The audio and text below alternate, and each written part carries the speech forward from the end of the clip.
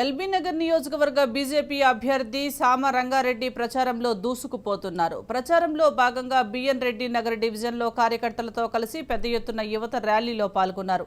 సుమారు 200 మంది యువకులను బీజేపీ పార్టీలోకి సామ రంగారెడ్డి ఆధ్వర్యంలో కండువా కప్పి ఆహ్వానించారు. దేశంలో నరేంద్ర మోదీ నాయకత్వంను బలోపేతం చేయడానికి యువకులు ముందుకు వస్తున్నారని బీజేపీ అభ్యర్థి సామ రంగారెడ్డి అన్నారు.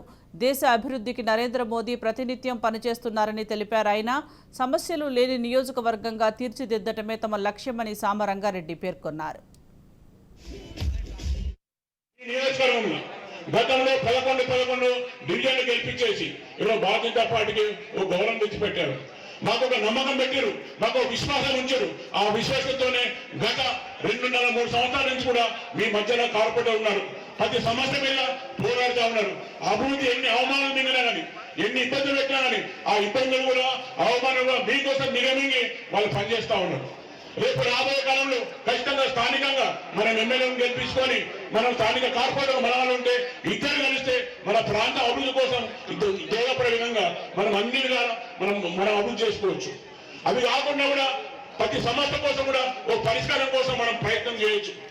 కాబట్టి ఈ గత 16 సంవత్సరాల నుంచి ప్రతి సమస్య మీద కూడా పోరాడుతూ ఉన్నాం.